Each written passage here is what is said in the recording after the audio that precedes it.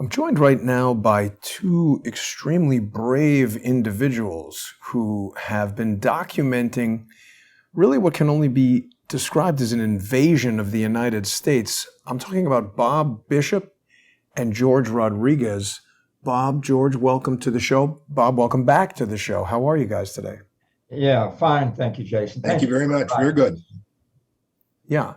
And for people who have not yet seen the incredible work that you guys have been doing, first of all, it seems very dangerous. Obviously, you don't know who you're going to be encountering, and this is a life and death situation at the border. You guys are in San Antonio, Texas, and Bob has created a YouTube channel that people can go to. I hope that Crowdsource the Truth viewers will subscribe to Bob's channel, totally free.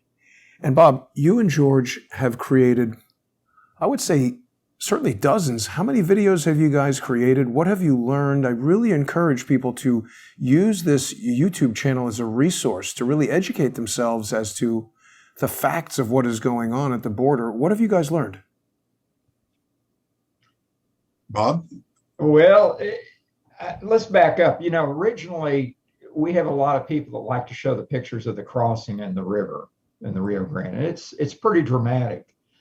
But at the end of the day, George and I realized that we have an opportunity, which no one is doing in the mainstream media, where we can interview the actual invaders of the country. Now, imagine in Ukraine, CBS interviewing the Russians as they're invading Ukraine. It ain't going to happen. And so we've taken an opportunity, and George has done a great job interviewing the individuals as a radio host and getting the best out of these individuals, telling us about their trips, the trials and tribulations, and their expectations of being here in America. George, what would you say is the what- most shocking thing you've learned from some of the migrants? Well, more than anything else, I think what we've been learning is how really dangerous the trip is. And, a lot of folks have concentrated on the cartels. In actuality, what we're finding is that the cartels are really almost protecting the people because they're their investment. And what is happening is that the people are more in danger of the police in Mexico, who are the ones that are taking money and raping them and whatnot. Oh my God! Than the cartels. The cartels definitely are dangerous. The cartels will, murder somebody at the drop of a hat. But increasingly, we're finding that, in my interviews with them, we're finding out that by far the police are the worst. The police in Mexico are the worst. We're also hearing about the jungle in Panama. We keep thinking of Panama as a relatively safe haven in the Americas, that it's relatively civilized, et cetera, et cetera. However, it is in their jungle where these people face the greatest dangers. And one gentleman that we interviewed, in fact, just yesterday, talked about the number of bodies that he saw in the jungle. That he saw something like over 40 bodies. He saw a family of 3 that had died, etc. I mean, these. I keep asking them afterwards, is it worth the risk?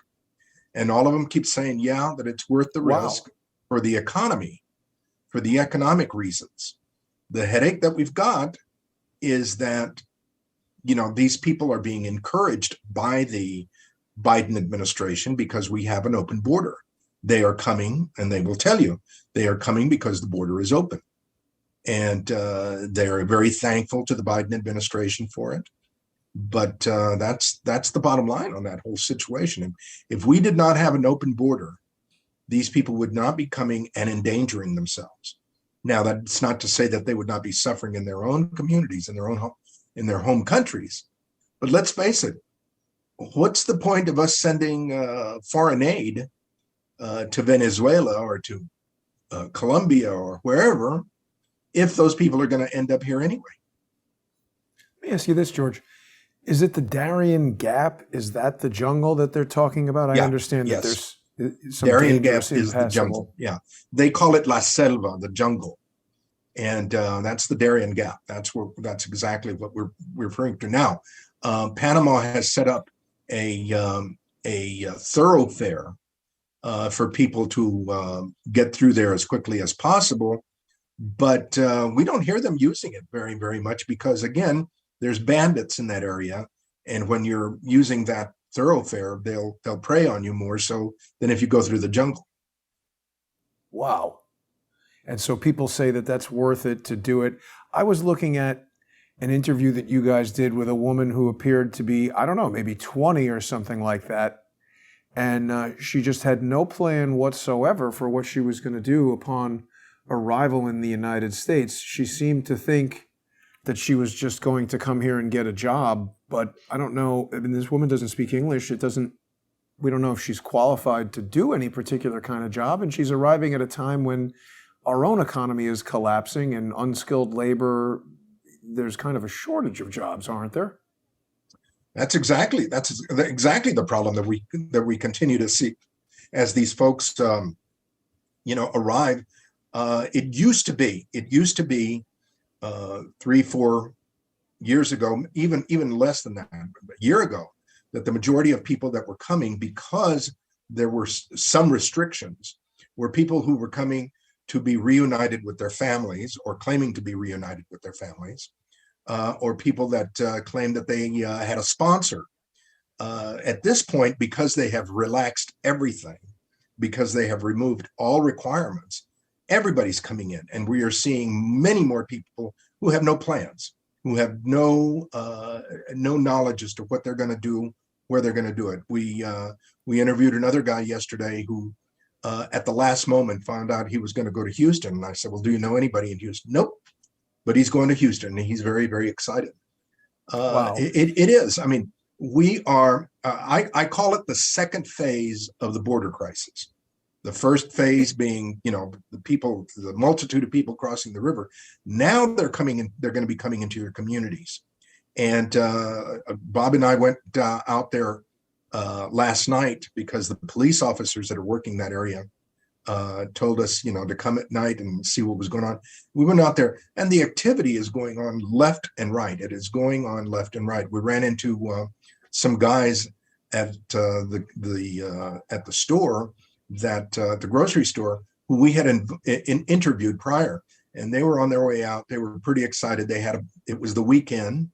They had a keg. They had a box of beer, and they still don't know where they're going. They don't know when they're going, but temporarily they are put up in a hotel, courtesy of Uncle Sam and some money that their families send them, and which is a curious situation within itself. If their families can afford to send them money, then why did they come? I don't understand that. Well, you interviewed these two guys. I was going through the channel yesterday, and I really do encourage Crowdsource the Truth viewers to look up Bob Bishop on YouTube and go through some of these videos. These two guys right here, they look healthy, they look well fed, they look 20 to 25. Mm-hmm. These individuals look like they could be dangerous if they chose to be. I don't know that they're necessarily coming here to help make America great again. They also didn't seem to have very clear plans. He says he has a friend. How do we know that this friend is a good person and not a gang member assembling MS-13 or something worse in the middle of Houston? I mean, this seems,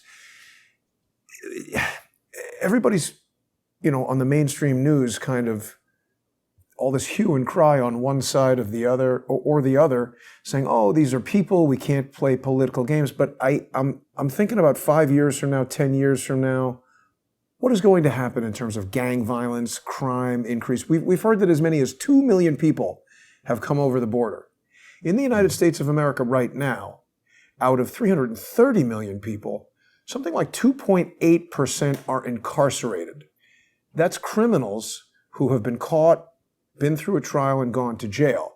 Probably only a subset of people who are actually doing crimes in the United States. So let's call 2%. Or let's call it 1% of a population that might be criminals. That's 30,000 new criminals that have been injected into the United States, 1% of the 2 to 3 million over the past 2 years. Where do you guys see this going in terms Well, of... you know, Jason, I would add that we've interviewed ex-military from Venezuela. Whoa.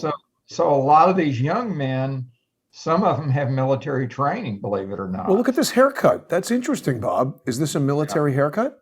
Well, I don't think so. Those guys are from, I believe, from Nicaragua when we were interviewing them. Uh-huh. I would add... Sandinistas? Contras? Who the heck knows? I would add that we do English closed caption underneath all of the videos just to help the viewers. We also put a context underneath the video if they don't want to watch it. The videos are 2 to 5 minutes, so we don't bludgeon the viewer with 30 minutes of an interview. And then we don't interrogate them either.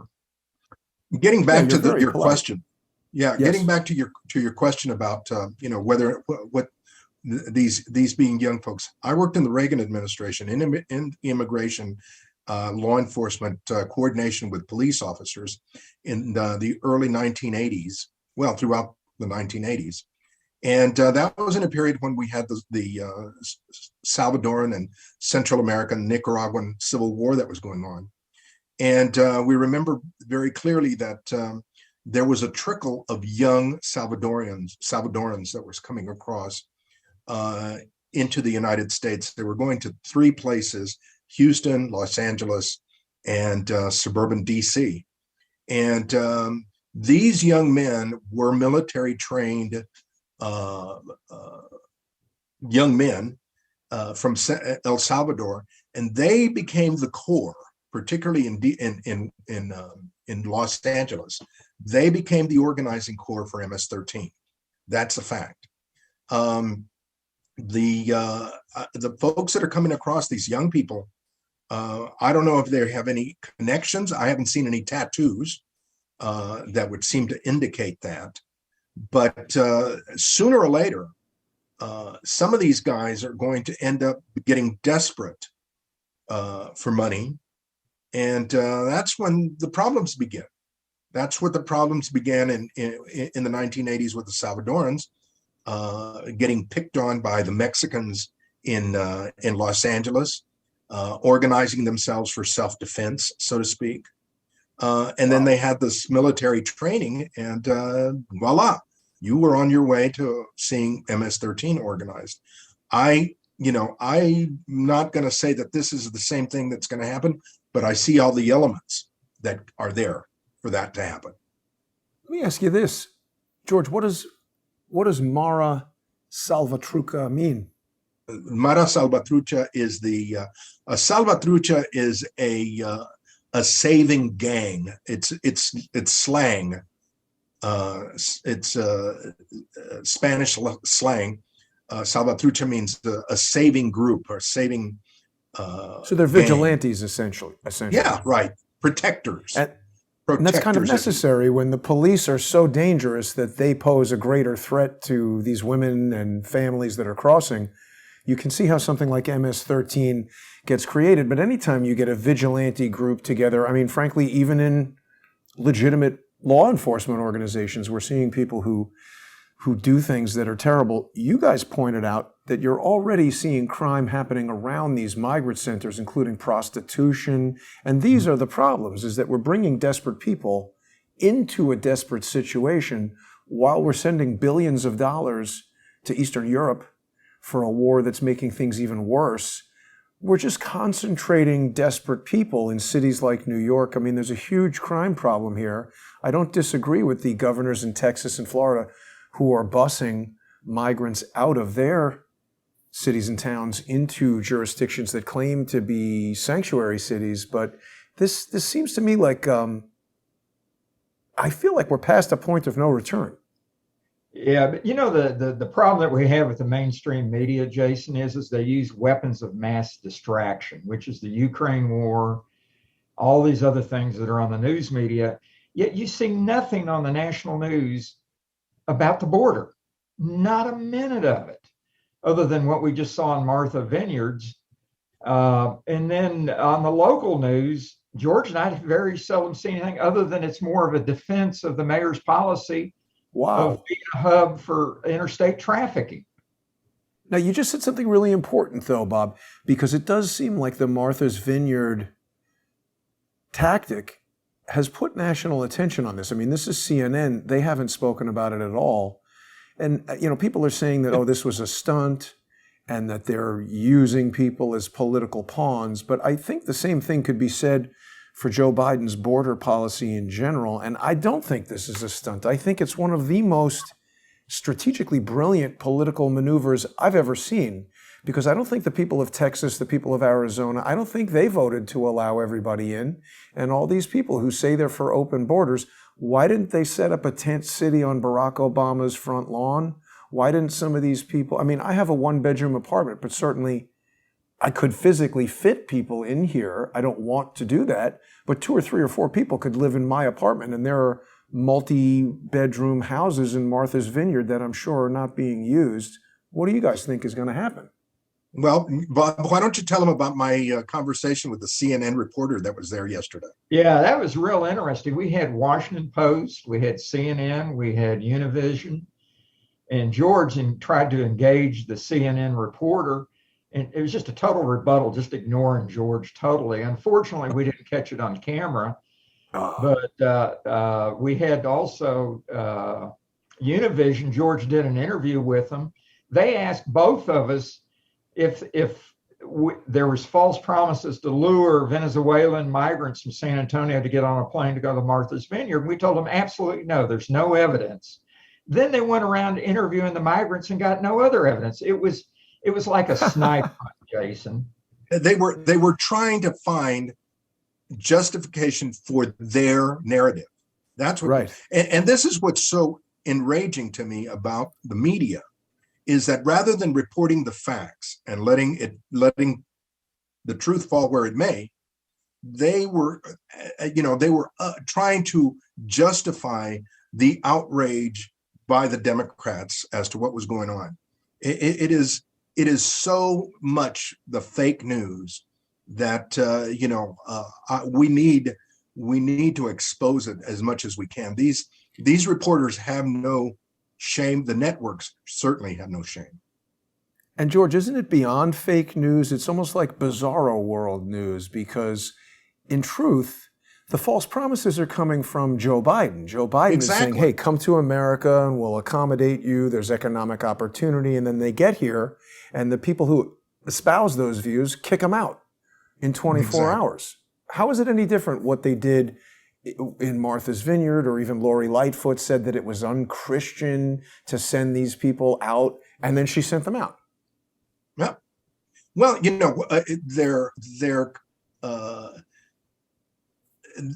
their conflict with reality starts right at the border, because many of them have told us that the minute that they cross, they are charged to ride a bus to up to the center, and we've asked them.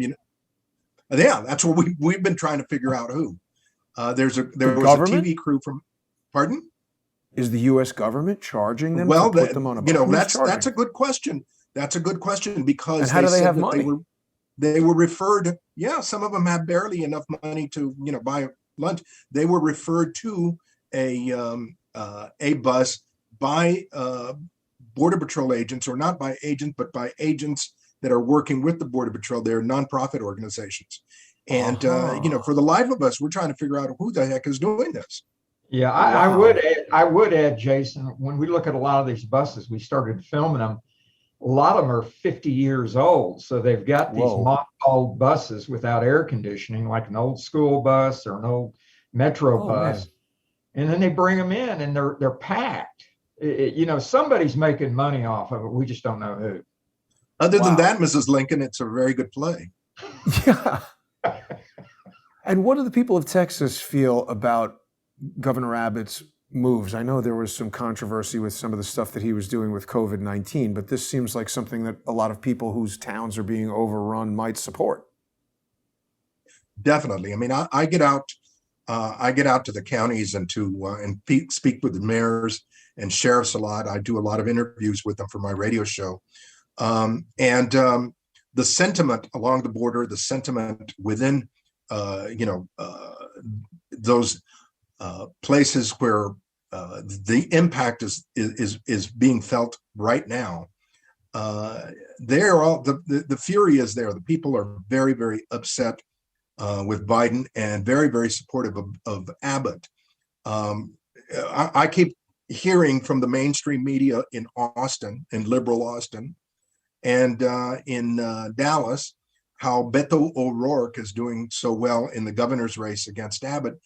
But for the life of me, nobody can explain what the Democrats are really running on at this point. I mean, here in Texas, the stranglehold that the Democrats have had on the South Texas Hispanic politics, in my opinion, it's over. It's over.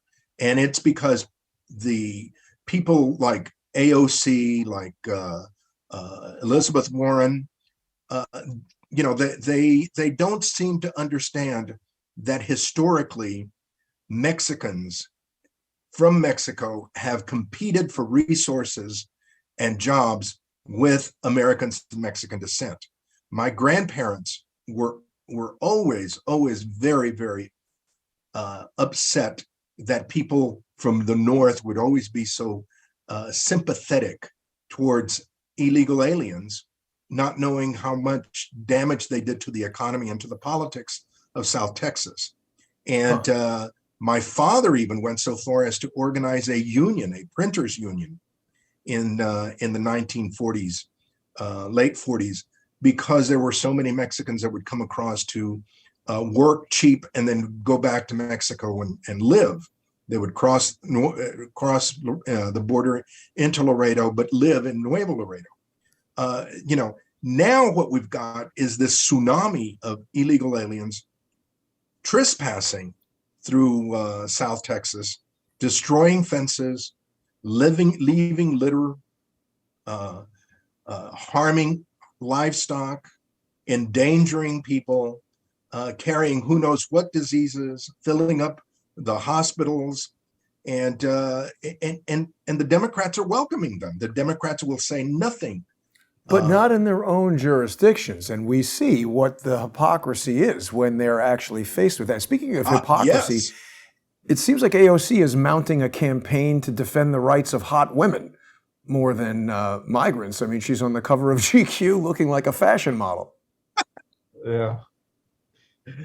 Buy me a drink is what she ought to do. So what is next for you guys? Have you ever felt in danger in approaching the border and interacting with any of these people?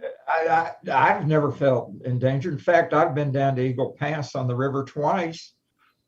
I never felt in danger. The first time I went, I did concealed carry with a friend, but you go down under the international bridge, you sit there with a bunch of reporters, and then when somebody's out there drowning, you run up to the bank and you start filming it. And, you've got the Texas National Guard that goes up and down the riverbanks now with their vehicles. So actually, it's pretty safe, believe it or not. Probably more safe than you walking on the streets of New York, Jason. That's easy. Yeah, but a lot of these people are coming to New York. And I mean, as you said earlier, George, there's people who are becoming desperate. People aren't necessarily born criminals. And frankly, any honest person put in a desperate enough situation, if you're faced with robbing a store or having your child starve, it's forcing people into a life of crime. Look, I view this situation possibly turning into a very similar situation as you did with the Italian immigrants that came to New York, or the Irish immigrants that came to New York and Boston. These folks will eventually turn to their own folks for protection, for assistance. And the mafia, as ruthless as they were a protector, so to speak, for the Italian community You have the Irish mafia, the Irish folks who protected themselves. And then Boss Tweed in New York incorporated the Irish into the gangs, into police forces. And, Wow. The I did whole not know history. that. Yeah. Oh, yeah. I mean, I've been studying immigration for, 40, 50 years now. So, these are the facts. These folks will probably follow the same pattern if they are not integrated socially and politically into America. The headache that we've got is that we've got the liberals not wanting integration. They want diversity, which in my book, diversity is nothing more than segregation. And I'm not sure, how this will play out, particularly when you've got millions. You don't have thousands, you've got millions of people coming in. The other thing that you've got that I see happening, and you've asked whether we were frightened or not. The only two times that I have been frightened is when I've come in contact with aliens who are sneezing and coughing. And I have to remind myself not to get too close. And then last night, I hate to admit it, but when Bob went down there, I mean, there are some seedy looking things going on in my book down there. And, some young men walking around or young men hanging out on corners. I don't know. Aren't they just testing the waters right now, George? They could be. Seeing what they can get away with? And one of the headaches that we've got is that, not only are we importing people, young, who, may become criminally minded, but at the same time, here in San Antonio, as in most other cities, we have a war on police, and police are not allowed to do this, and the police are not allowed to do that. And, it's a perfect storm, so to speak. Yeah, it seems like the other thing I want to bring up, Jason, is that this has become an industry in San Antonio. So, like, how do you mean? Well, you've got these government grants that run into the billions of dollars, believe it or not. So if you look at BCFS, which used to be Baptist Family Children's Services, they've had over $4 billion for trafficking unaccompanied minors. George and I went in front of it and did an interview just to poke at them with a lot of documentation to show it. These guys that run these nonprofits, they go into charity to do good, and they do very well. They make much more than the president of the United States. It's a poverty industry. Yeah, it's a new poverty industry, totally new one. We have another one, Endeavor. Endeavor got a $2.5 million grant that was never documented, that we forced the city into doing an agreement when we called them out on an open records document. And the individual that is connected with it used to be part of the Biden administration on the transition team, a guy named Andrew Lorenzo Strait. And they got a juicy $1 billion contract. They're tied in with the city. No big contracts. Yeah, no big contracts. Nothing. They just hand them the money. And what is interesting is on these deals, which I've written about on Gateway Pundit, OIG comes in later, and they state that they're not following the proper accounting methodology, and that their overhead is too excessive, and then they have to ask. We've heard of that. But look at this guy. We've definitely heard of that before. Yeah, but look at this guy on Endeavors. He's essentially a lobbyist that's making $300,000 a year living in D.C. Is supposedly a director for Endeavors. He's really a lobbyist when you get down to the essence of it. And what is their authorized organizational purpose? What is it that they're supposed to do? Well, they used to be really good about helping the military, and they got grants for that. But it was generally like $20 to $30 million a year. It was well thought of here in San Antonio since we're a military town. But they're now a patron, a political patron through Andrew with the Biden administration.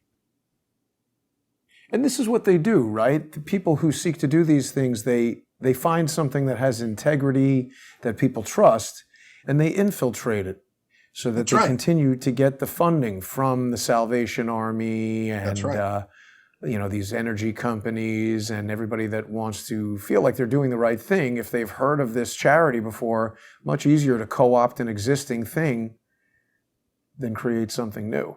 Yeah, I'd add about endeavors is currently there was one nonprofit conservative think tank that is suing the government, DHS, because they did a FOIA on their no bid contract, which the Republicans have also written and demanded, because it was not arm's length, it was not a clean deal, and it was not economical in how they handled it. But I think you'll find that in just about every one of these that are dealing with the immigrants.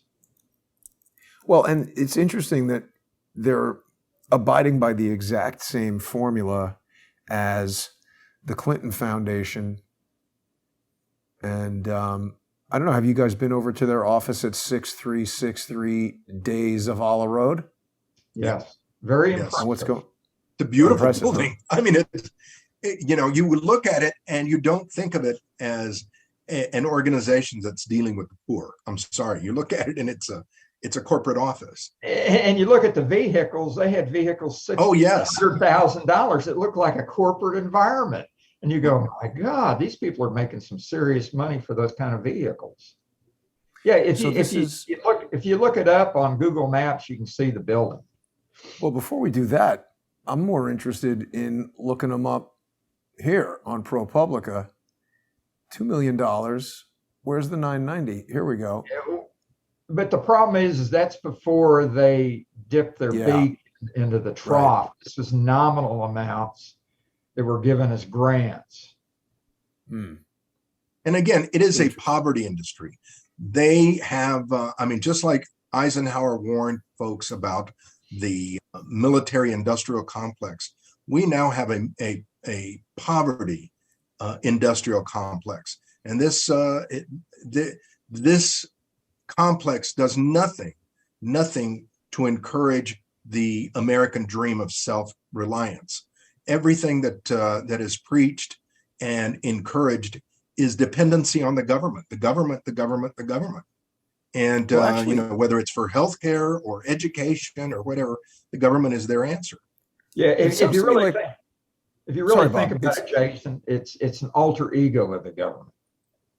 Well, what it sounds like to me is we've got these people like Endeavors and companies like that, groups like that, nonprofits that they don't really care about anything other than the role, right? They want 1,000 people coming in because they're getting a certain amount of money per grant per person. So the more people there are, the better. Right. Yeah. Yeah. What's the old saying? When you subsidize something, you get more of it. Yeah. And by the way, if you run a fancy charity in San Antonio where the government gives you 1,000, 10,000, what's the number per person? If you're getting 10,000 per person in the United States and you can pay the cartel $1,400 to bring somebody over, do we think that somebody might have done that math? Well, you know, there's got to be a connection somewhere along the line. You know, Catholic Charities, as we've been interviewing folks, Catholic Charities keeps popping up that they were, you know, that they were helping them along the way, that they provided some. Most of them don't know. I'm sorry, excuse me for interrupting, George. Are you saying in general charities that are Catholic, or there's something called Catholic Charities? There's something called Catholic Charities. It is an organization.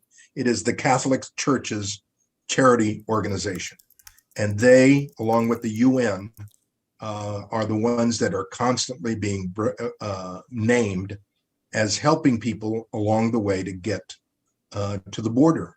Now, the assistance that they're providing, whether or not it's in conjunction with the cartels, I am not sure. I can't say that, but certainly both of them are in the same.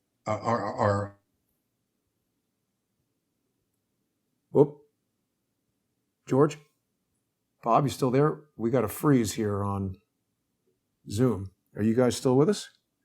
Oh no. Some internet problem as we begin talking about Catholic Charities. Let's see if the Zoom call. Guys, can you hear me? Bob? We lost those guys. Let's see if it comes back.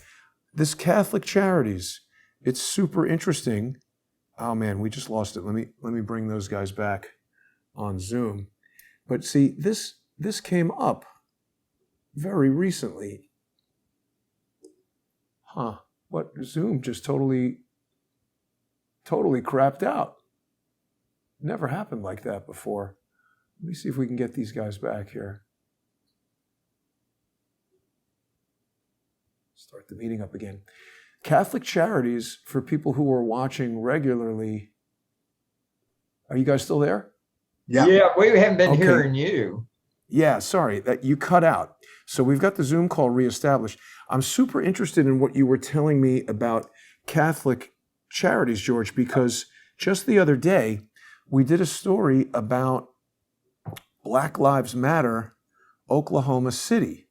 We learned that Jesse Jackson, or a person named Jesse Jackson, is on the board of Black Lives Matter, Oklahoma City, which has its offices right here in between the Cush House, 1219, in between the Cush House and the bail bonds is the office of Black Lives Matter, Oklahoma City, which is right across the street from this impressive looking building, which is owned or rented or operated by none other than, this is not as dramatic as if I could just get down there right away, Catholic Charities.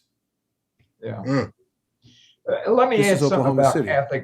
Catholic Charities, how it works, Jason. I've done some digging into their financial statements that are audited as well as their tax returns. If you look at the Archdiocese of San Antonio, they get their grants fed from other entities that get federal grants. They're laundering the money into there. If you go to the Catholic Charity Archdiocese of San Antonio and open it up, we go look at the jobs. There's over 270 job openings, which is just stunning, dealing with mostly immigration.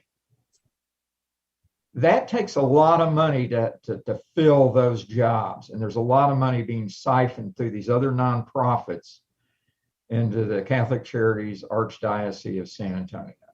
Is that it right there? Yeah, how many job openings does it say? Should be huge. Let's see, ZipRecruiter, past 3 days, managing attorney, URM case manager. 100 more jobs. Attorney, URM case manager. What's a URM case manager? Supervisor at the cafe, senior program specialist. Lots of job openings. Refugee support services. They do a lot of the migration attorneys as well. Huh. Get fed that way, trying to get people permanent residents. Look at this. Here's their EIN number. How do you like it? 333, yeah. 33 I always find to be an interesting marker, sort of a steganographic message. Now, I don't know if you guys were aware of any of the reporting that we did about the Son of Sam, and I'm not trying to go off on a tangent, but there was a charity involved in that called Catholics for Latin America. Is there any link between this Catholic Charities and that? Not that I know of. Not that I know of. I mean, there are many sub-charity organizations that the Catholic Church has, even locally. We have some here in San Antonio that deal specifically with counseling and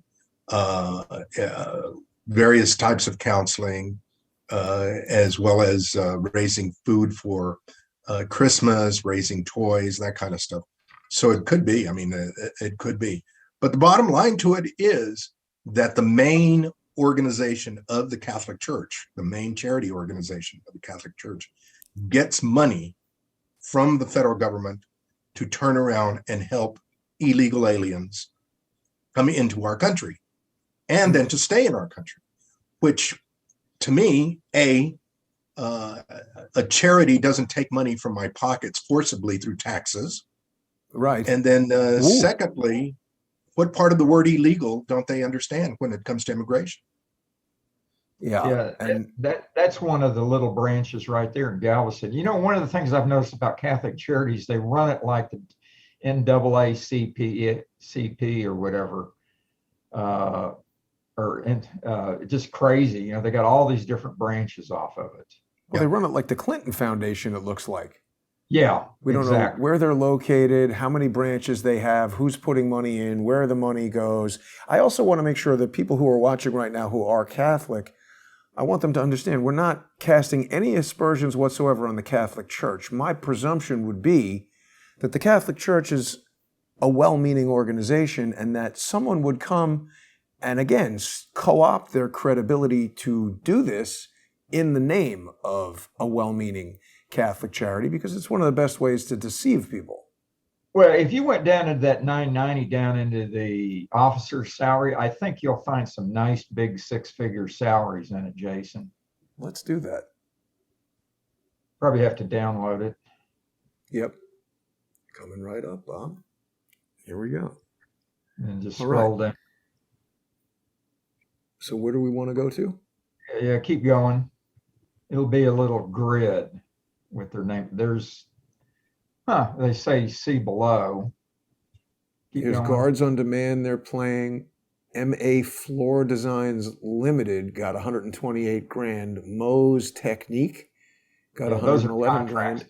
Yeah, but look right there. Hold on just a minute, Jason. Look at the revenue on line. What is it?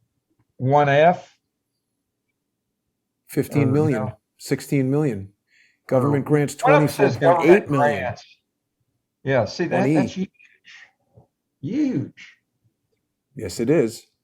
So they got total of 42 million coming in. Obviously, I'm in the wrong business. Yeah. So let's we got to get you baptized, George. Salaries. Does this tell us who the donors? Okay, here we go. Well, they don't show anything here. That's the trustees, but they should have officer salaries. And once you keep going further, right there at the bottom, up 20 grand. Oh no, sorry, 118 grand. So Brian Gillen is getting 150 grand. Natalie Wood, didn't she drown from a boat? Yeah, go up one more page. One more page. Go up one more page. Right there at the bottom. It's a zero. No, but look at those three at the bottom of that page.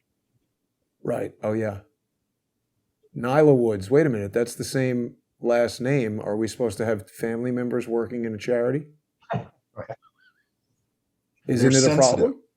They're sensitive to the situation, therefore Nyla and Natalie Woods. Oh, this is Wood and that's Woods. Could be two different people. Totally different name. But generally they make nice salaries. It's a good business. Yeah. Right. This is not as egregious as some of the other ones I've seen. No, not at all. But it could be worse. CEO of the Emmys makes close to 400,000. Jeez. But it's a lot of money. And I mean, I don't know if people really appreciate their tax money. I mean, if you want to contribute to a charity, you certainly can, but it's very troubling. Where do you see this going? Do you think that the governors are going to continue to bus and transit migrants out of their cities to other cities? And where do you guys anticipate that will ultimately end? I definitely think that here in Texas, we have a growing grassroots movement to declare the situation an invasion. We are up to 34, 35 counties who have already acted on it and declared it. And I think that they only need another 5 or 8 for the governor to act on it. When that happens, then at that point, 2 things will happen. The Attorney General will file some type of action in the Supreme Court to allow the state of Texas to close its borders, which would be very controversial, as well as for us to take some type of action to even deport people. Now, the lieutenant governor was on Fox this morning discussing this, and he tried to dance around it because a lot of people want to avoid a constitutional crisis or confrontation. But I'm not sure that there's any other way around it, Jason, at this point, because the federal government has failed us. The federal government is not protecting us. The federal government is not stopping foreigners from entering the country illegally. And whether you want to use the term invasion or not, the fact of the matter is that we've got millions of people coming in, as well as fentanyl. And fentanyl is killing thousands of Americans. So the situation is one where the states are going to have to act, and are acting, since the federal government does not want to. In doing that, the government, it's going to force a constitutional crisis, which I think a lot of folks want to avoid it, but I'm not sure if we can, and I'm not sure that the Marxists, the liberals, the leftists, whatever you want to call them, in the Biden administration don't want that. Yeah, no, I agree. You froze there for a second, but the Biden administration doesn't want that. So is there any barrier other than the optics, the politics? I mean, obviously Texas, the towns, the cities, the state, it has the right to protect its citizens and engage in law enforcement. What stops Texas from just building a wall? The optics, I mean, the biggest thing is the optics. The biggest problem that we've got are politicians who are more afraid of the media than they are of their voters, as well as voters who are misled by the media. I mean, we've got folks in the media who clearly want to portray anyone who wants to be an American or America first as a villain, as a racist. I mean, if I had $1 for the number of times that I personally am called a racist, that I personally am called a white supremacist, imagine that. That the many times I've been called that because I've taken a very public stance in English and in Spanish. This is the only thing that they've got, and they want to smear it. And consequently, there are a lot of good-hearted politicians, white politicians, who just run to the hills at the very thought of somebody calling them a racist. And I'm not sure, we've got to be stronger and say, no, defending our country is not racist. I am an American of Mexican descent. There are Americans of German descent. There are Americans of Italian descent. But what makes us all common is that we're Americans. I have nothing in common with Mexico. My last name might be Rodriguez, and I may speak Spanish, but that's as far as it goes. My heart is at Plymouth Rock. My heart is at Gettysburg. This is my home. And we've got to get politicians to understand that for every one Hispanic that crosses the border illegally right now, today, there are 2 or 3 of us that have become Americanized and who do not want to lose our country, who do not want to lose our country. I mean, that's why we're all here. We came, our ancestors, our grandparents all came to this country for the freedom. And now we're going to lose it because some clowns think that globalism is better and that we're supposed to be woke enough that we will not put up with strangers coming in illegally. Well, I got news for you. That's why I've got a lock on my door to keep out strangers. We have a border to keep out strangers. We need to know who's coming in and why. Yeah. I think the irony is lost on many in the mainstream news that, it's years of U.S. foreign policy that I would think has contributed to the economic disaster in Venezuela that causes these, troubled people to want to come here. I don't know that we necessarily offer a solution, but back on the wall for 1 second, it seems that anybody who is associated with an effort to do anything, I mean, a wall is a wall. People understand how walls work. If it's there, it's a substantial barrier to crossing over it. Steve Bannon now being charged in New York State after the federal charges were lifted when President Trump pardoned him. What do you think about this? It's just lawfare. That's pretty typical. You know how it works. Right, but it's because of the use it wall. He's yeah, they use it to smear you as well as bankrupt you with attorney fees. It's that simple.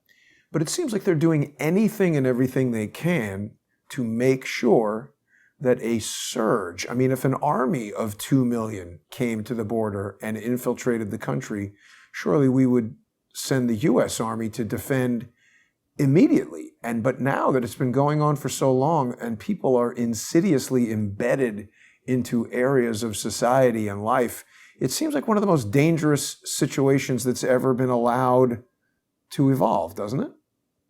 The issue of the border and illegal immigration is one that has existed since the creation of the border. I mean, it's nothing new. What is new is the quantity, the amount of people coming across. I find it ironic when I go speak at some of these rural communities to find ranchers whose grandparents used to hire illegal aliens. Well, the root of it is that, the three things that always allowed for this open border to be tolerated was because after the Mexican War, there were families living on both sides, and they wanted to allow the families to see each other.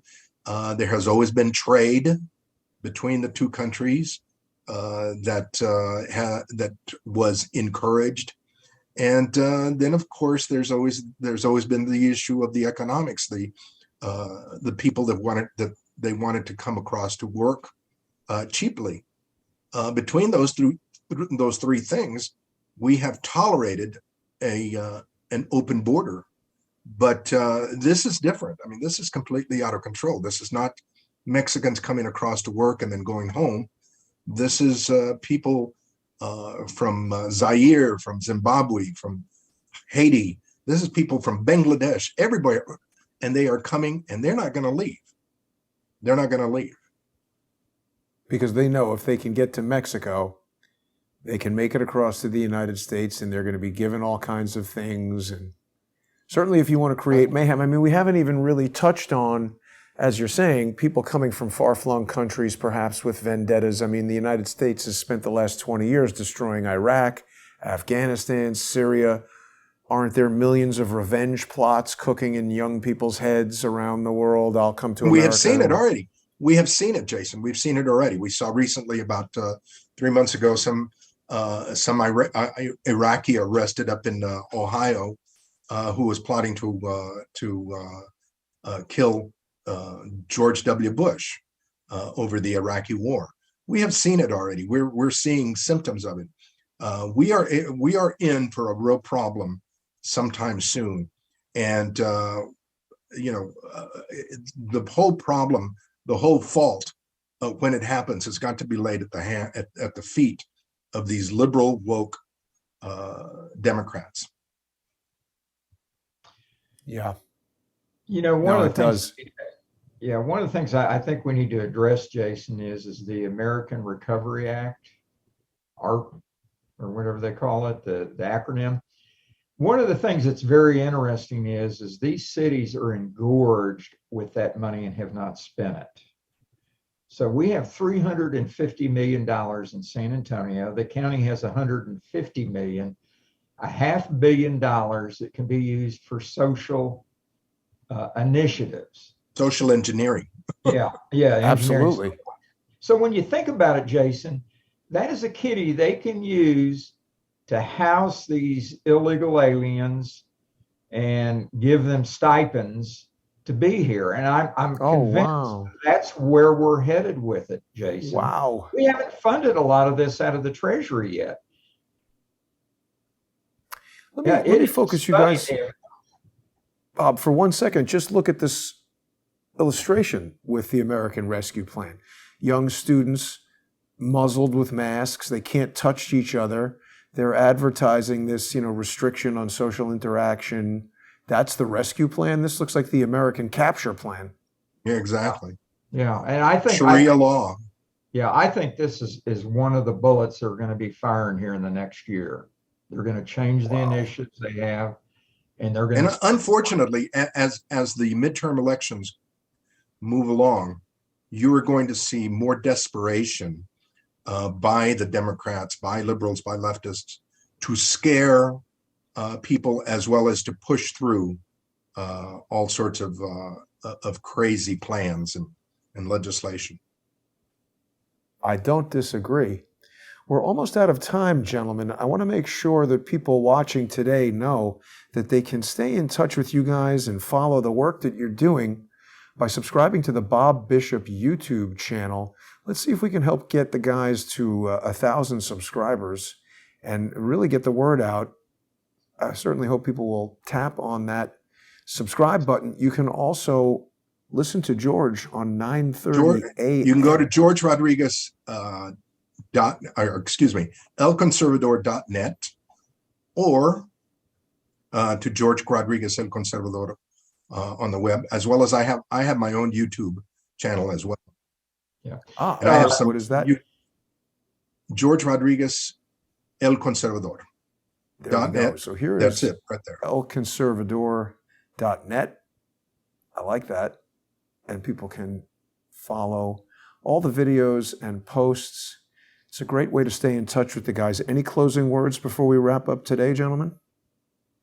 Come into your place. This is the second phase of the border crisis, and it's coming to your backyard soon. Yeah. The other thing is in each of those videos, we have George and I's links to our social media. So if you open it up, we put a context with each of the videos, so you don't have to listen totally to the video. You can just read a brief narrative, and then down below you'll see the connections right there. There you go. Click on. Follow And we're the not guys lying. on Twitter. Yeah, follow the guys on Twitter, like the videos, subscribe to the channel, and I do encourage people to watch these videos. I think you're going to be overwhelmed. The other interesting thing about what you guys are doing is that you've laid out a large amount of information. I mean, frankly, the way that corporate-owned and advertiser-sponsored news is structured, it would simply be impossible for a traditional news agency to do this type of coverage, to give us the dozens and dozens of videos over the course of weeks that you guys have done, which collectively paint a picture for the viewer to really get a sense of what is going on as it evolves there in San Antonio over the weeks and months that you guys have been doing this. So this YouTube channel is an extremely valuable resource, and I really do encourage people to take a look at it, particularly given that YouTube has a propensity to change their rules to make it illegal to talk about things that they don't like. And I tend to agree with the gentleman that this is a topic that is just entering a new phase and is about to heat up. So it's important that people view these videos and familiarize themselves with the information that George and Bob have been revealing. I want to thank you guys both for joining me today. It's been an excellent interview and quite an eye-opening learning experience. I also want our audience to remember that you can support this show by going to subscribestar.com/crowdsourcethetruth or patreon.com/crowdsourcethetruth. Thanks for joining us today, and I look forward to speaking to you guys again soon. Thank you, Jay. Thank you very much. Great day, everybody. Thanks for watching.